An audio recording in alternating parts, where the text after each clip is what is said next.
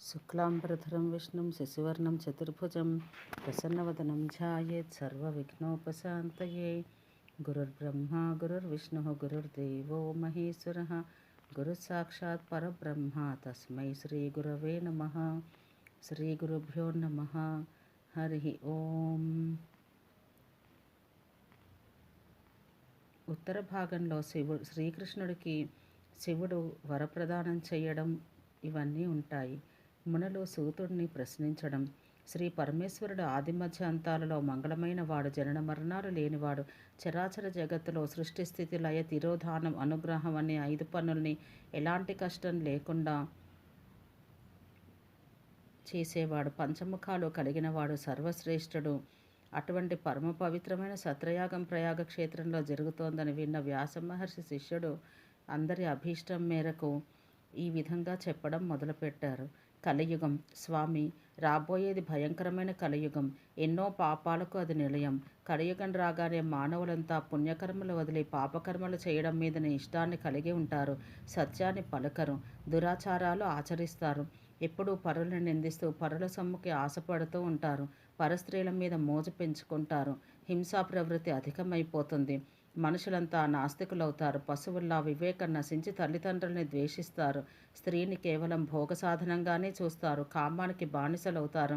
బ్రాహ్మణులు లోభం అనే పిశాచం పట్టడం వల్ల వేద విద్యను అమ్ముకుని డబ్బు సంపాదిస్తారు. కేవలం డబ్బును సంపాదించడం కోసమే విద్య నేర్చుకుని తమంత గొప్పవారు లేరని అహంకారపూరితులై ఉంటారు. 3 కాలాల్లో సంధ్యావందనాన్ని ఆచరించరు. వాళ్లలో దయా క్షమ గుణాలు నశించి బ్రహ్మజ్ఞాన శూన్యులైపోతారు. అదేవిధంగా క్షత్రియులు కూడా తమ ధర్మాన్ని విడిచిపెట్టి దుష్టులతో స్నేహం చేసి పాపకర్మల్ని ఆచరిస్తారు. ఎప్పుడూ వ్యభిచరిస్తూ ఉంటారు. శౌర్య పరాక్రమాలు కోల్పోయి యుద్ధం చేయాలంటే భయంతో పారిపోతారు. ప్రజలను పన్నుల రూపంలో బాధించి వారి కష్టార్జితం వీరు సుఖభోగాల్ని అనుభవిస్తూ ఉంటారు. శస్త్రాస్త్ర విద్యలు అసలు తెలుసుకోరు. గోవుల్ని, బ్రాహ్మణుల్ని, ప్రజల్ని రక్షించాలనే కనీస ధర్మాన్ని విడిచిపెడతారు. శరణు అని వేడుకున్న వారిని రక్షించడం కేవలం తమ ఆనందం కోసం వేట అనే నెపంతో జీవహింస చేస్తారు. ఇక వైశ్యులు సంస్కారం లేకుండా తమ ధర్మాన్ని విడిచి ప్రవర్తిస్తారు. తప్పుడు దారిలో నడుస్తూ తప్పుడు తూకాలు వేస్తూ వ్యాపారంలో మోసం చేసి డబ్బు సంపాదించాలని కాంక్షతో ఉంటారు. ఎంతో దుర్బుద్ధి కలిగిన వీరికి దేవతలు, బ్రాహ్మణుల మీద భక్తి అనేది ఉండదు. చాలామంది పిసినారితనంతో ఎవరికీ కనీసం భోజనం కూడా పెట్టరు. వీరు కూడా వేశ్యల చుట్టూ తిరుగుతూ వారిని పోషిస్తూ విటులుగా జీవిస్తారు. అజ్ఞానంతో, పిసినారితనంతో పుణ్యకార్యాలు చేయాలనే ఆసక్తి కోల్పోతారు. అదేవిధంగా శూద్రులలో కూడా స్వధర్మాన్ని విడిచిపెట్టేవారు ఉంటారు. అయితే వారిలో కొందరు బ్రాహ్మణుల ఆచారాలు అనుసరించడంలో శ్రద్ధ చూపిస్తారు. మరికొందరు ధర్మవిరుద్ధమైన ఆలోచనలు చేస్తూ బ్రాహ్మణుల్ని దూషిస్తారు. వాళ్లలో డబ్బు కలిగిన వాళ్ళు ఎక్కువగా తప్పుడు పనులు చేస్తారు. ధనమదంతో ఆడంబరంగా అలంకరించుకొని తాము చేసే చిన్న ధర్మ కార్యక్రమాలకి చాలా ఎక్కువగా ప్రచారం చేసుకుంటారు. వాళ్లలో కొందరు దాన ధర్మాలు చేసేవారు ఉన్నప్పటికీ అహంకారంతో ఉంటారు. బ్రాహ్మణుల్ని తమకు సేవకుల్లాగా వాళ్ళందరికీ తామే ప్రభువులమని భావిస్తారు. మూర్ఖత్వంతో, క్రూరమైన మనసుతో, పాపభీతి లేకుండా ప్రవర్తిస్తారు. ఈ రకంగా 4 వర్ణాల ప్రజలు స్వధర్మాన్ని విడిచిపెట్టేవారుగానే ఉంటారు. ఇక స్త్రీల గురించి చెప్పాలంటే వాళ్లలో అధిక శాతం పతితులవుతారు. భర్తకి అవమానం చేస్తారు. మామగారికి ద్రోహం చేస్తారు. భయభక్తులు ఉండవు. శీలం గురించి ఆలోచించకుండా కామ ప్రవృత్తితో పరపురుషుల మీద కోరిక కలిగి ఉంటారు. భర్త మీద ప్రేమాభిమానాలు చూపించరు. వారి శరీరాలు ఎప్పుడూ రోగాలతో ఉంటాయి. అసూయ, ద్వేషం అనే దుర్గుణాలకు నిలయంగా ఉంటారు. ఓ సూతముని, ఇలా ప్రపంచంలో 4 వర్ణాల వాళ్ళు, స్త్రీలు ఆ విధంగా స్వధర్మాన్ని విడిచిపెట్టి కలి ప్రభావంతో దుష్టచింతనలు కలిగి దుష్కర్మల్ని ఆచరిస్తూ ఉంటే వారికి ఇహలోకంలో, పరలోకంలో ఏ గతి పడుతుందో అని తలుచుకుంటేనే మాకు బాధ కలుగుతోందయ్యా. పరోపకారాన్ని మించిన పుణ్యం లోకంలో ఇంకొకటి లేదు కదా. కనుక కలియుగంలో కలి ప్రభావాన్ని పోగొట్టి మానవులందరికీ పాపాలు పోయే మార్గం ఏమైనా ఉందా? నీవు ఎన్నో ధర్మ విషయాలు తెలిసిన వాడివి. దయచేసి ఆ మార్గాన్ని మా అందరికీ ఉపదేశించమని వేడుకుంటున్నామని భక్తితో అడిగారు. అలా పరోపకార బుద్ధితో మానవులందరికీ పాపాలు పోయి పుణ్యగతులు కలగాలని సదాశయంతో తనని ప్రశ్నించిన మునుల మంచి మనసుకి ఎంతో సంతోషపడ్డ సూత మహర్షి వారి ప్రశ్నకి తగిన సమాధానం చెప్పాలని నిశ్చయించుకొని మనసులో శంకరుణ్ణి స్మరించి మునులతో ఇలా చెప్పడం ప్రారంభించారు. శివపురాణ వైభవం. ఓ సాధుపుంగవులారా, మునిశ్రేష్ఠులారా, మీరంతా ఎంతో ఆర్తితో మానవులందరికీ ఉపయోగపడే మంచి ప్రశ్న అడిగారు. సంతోషం. మా గురుదేవులైన వ్యాస మహర్షుల వారిని స్మరించి మీకు తగిన సమాధానాన్ని చెబుతున్నాను, ఆనందంగా వినండి. పురాణాల్లో శివపురాణం ఎంతో గొప్పది. ఉపనిషత్తుల సారమంతా ఇందులో ఉంది. అన్ని పాపాల నుంచి మానవుల్ని ఉద్ధరించి మరణించిన తర్వాత మోక్షాన్ని ఇస్తుంది. ఓ మునులారా, ఈ పురాణంలో కలిదోషాన్ని పోగొట్టి మానవులకు ధర్మార్థ కామ మోక్షాలని, చతుర్విధ పురుషార్థాలని అందించేది ఎంతో గొప్పదైన శివుడి కీర్తి, ఆయన గుణగణాలు, ఆయన తత్వం వివరించబడి ఉంది. ఈ పురాణాన్ని ఒక్కసారి చదివితే చాలు మానవులకి ఉత్తమ గుణాలు కలుగుతాయి. అసలు శివపురాణం లోకంలో ప్రచారం కానంత వరకే బ్రహ్మహత్య లాంటి ఘోరాలుంటాయి. లోకంలో ఎన్నో కష్టాలు కలుగుతూ ఉంటాయి. శాస్త్రాలన్నీ ఒకదానితో ఒకటి పోటీ పడుతూ ఉంటాయి. అంతెందుకు శివతత్వం మహాత్ములకు, తపోసంపన్నులకు కూడా పూర్తిగా తెలియదు. శివపురాణం లోకంలో తమ మహిమను చూపించకుండా ఉన్నంత వరకే యమభటులు భయం లేకుండా తిరుగుతారు. పుణ్యతీర్థాలు, క్షేత్రాలు కూడా మేం గొప్ప అంటే మేం గొప్ప అని తగువులాడుతూ ఉంటాయి. మంత్రాలన్నీ ఒకదానికంటే ఒకటి ఎక్కువని పోటీ పడతాయి. అంతేకాదు, అన్ని పీఠాలు, అందరు దేవతలు, అన్ని రకాల సిద్ధాంతాలు ఒకదానితో ఒకటి ఆధిపత్యం కోసం వాదులాడుతూ ఉంటాయి.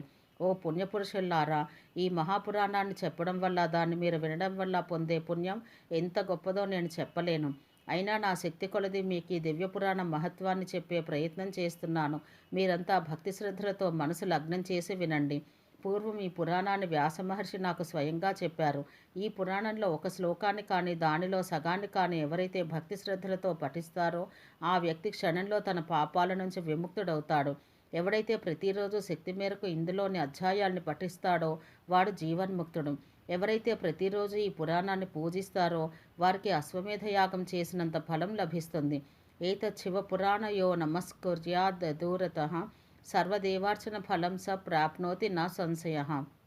ఎవరైతే శివపురాణాన్ని భక్తిగా నమస్కరిస్తారో వారికి అందరి దేవతల్ని పూజించినంత ఫలం లభిస్తుంది. దీన్ని ఎవరైతే స్వయంగా రాసి శివభక్తులకు అందిస్తారో వారికి వేదశాస్త్రాలు అధ్యయనం చేసి ప్రవచనం చేసినంత అదృష్టం కలుగుతుంది.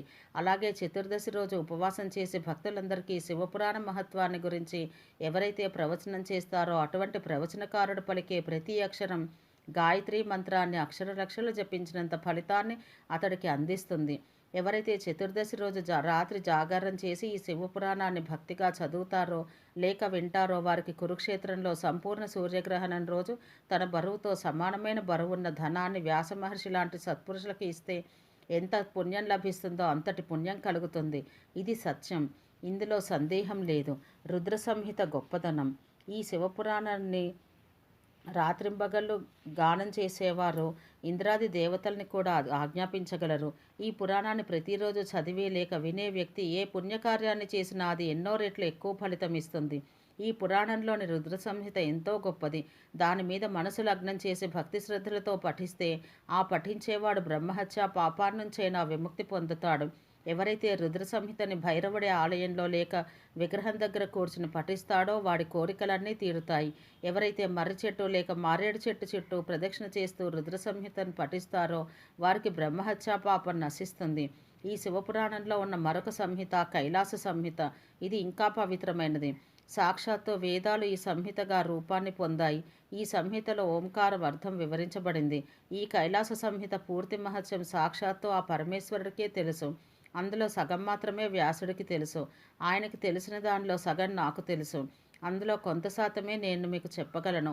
పూర్తిగా చెప్పడం నా వల్ల కూడా కాదు. అసలు ఈ సంహిత గురించి తెలిసిన మరుక్షణంలోనే మానవులు చిత్తశుద్ధిని పొందుతారు. ఓ మునిశ్రేష్ఠులారా, రుద్ర సంహిత నాశనం చేయలేని పాపం లేదు. పరమేశ్వరుడు ఉపనిషత్తులనే సముద్రాన్ని మధిస్తే రుద్ర సంహిత అనే అమృతం పుట్టింది. ఆయన ఆ అమృతాన్ని కుమారస్వామికి అందించారు. రుద్ర సంహిత అమృతం లాంటిది. ఆ అమృతాన్ని తాగిన అనగా పఠించిన వాడు అమరుడవుతాడు. ఈ సంహితని ఒక్కసారి చదివితే దుష్టుల నుండి తీసుకున్న దాని వల్ల, దుష్టమైన మాటలు మాట్లాడినందువల్ల వచ్చిన పాపాలు పోతాయి. ఎవరైతే పితృతిథులలో రుద్ర సంహితను పఠిస్తూ బ్రాహ్మణులకి భోజనాన్ని పెడతారో వాడి పితృదేవతలందరూ శివలోకాన్ని చేరుతారు. ఎవరైతే చతుర్దశి రోజు ఉపవాసం ఉండి మారేడు చెట్టు దగ్గర కూర్చుని ఈ సంహిత పఠిస్తాడో అలాంటి వ్యక్తి సాక్షాత్తు శివుడే అవుతాడు. ఇంతేకాదు, ఈ శివపురాణంలో కోరిన పుణ్యాలు అందించే ఇంకొన్ని సంహితలు కూడా ఉన్నాయి. వీటిలో శివలీలలు వర్ణించే సంహితలు 2 చాలా గొప్పవి. ఈ శివపురాణం వేదంతో సమానమైనది. తదిదం శైవమాఖ్యాతం పురాణం వేద సంహితం నిర్మితం తచ్చినేనైవ ప్రథమం బ్రహ్మ సంహితం. వేదంతో సమానమైన ఈ శివపురాణాన్ని ముందుగా శివుడే నిర్మించాడు. ఈ శివపురాణంలో విద్యేశ్వర, రుద్ర, వినాయక, ఉమా, మాతృ, ఏకాదశ రుద్ర, కైలాస, శతరుద్ర, కోటి రుద్ర, సహస్రకోటి రుద్ర, వాయువు, ధర్మ సంహితలనే ఖండాలున్నాయి. ఇవి మొత్తం 12 సంహితలు. ఋషులారా, ఇందులో శ్లోకాల సంఖ్యను చెబుతాను వినండి.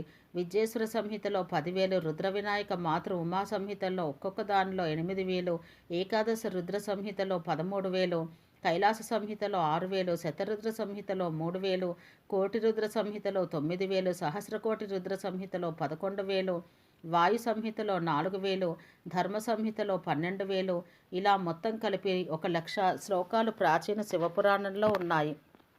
వ్యాస మహర్షి ఇంత పెద్ద పురాణాన్ని సంక్షిప్తం చేసి 24,000 శ్లోకాలతో 7 సంహితలుగా రచించాడు. పరమేశ్వరుడు సృష్టి మొదట్లో 100 కోట్ల శ్లోకాలతో అంత పెద్దదైన మహాపురాణాన్ని నిర్మించగా, ద్వాపరయుగంలో కృష్ణద్వైపాయనుడు లాంటి మహర్షులు దాన్ని 4 లక్షల శ్లోకాలకి తగ్గించి 18 పురాణాలుగా విభజించారు.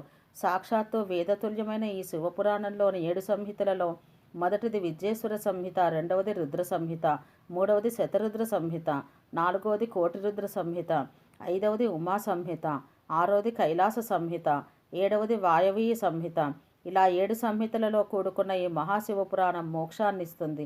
పూర్తిగా ఈ పురాణాన్ని పఠించిన భక్తుడు శివలోకాన్ని, శివ సాయుధ్యాన్ని పొందుతాడు. శృతి స్మృతి పురాణేతిహాసాగమ శతాని చ ఏతత్ శివపురాణస్య నార్హంత్యల్పాం కలామపి. శృతులు, స్మృతులు, ఇతర పురాణాలు, ఇతిహాసాలు, ఆగమాలు ఎన్ని ఉన్నప్పటికీ ఈ శివపురాణం కన్నా గొప్పవి కావు. సాక్షాత్తు శివుడి చేత నిర్మించబడిన ఈ శివపురాణాన్ని శివభక్తుడైన వ్యాస మహర్షి గ్రహించి మానవజాతి మొత్తానికి ఉపకారం చేయాలనే ఆశయంతో అందించాడు.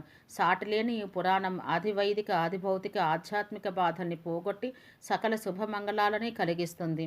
ఇందులో ప్రధానంగా ఉపనిషత్తులలో చెప్పిన మోక్షధర్మం ప్రతిపాదించబడింది.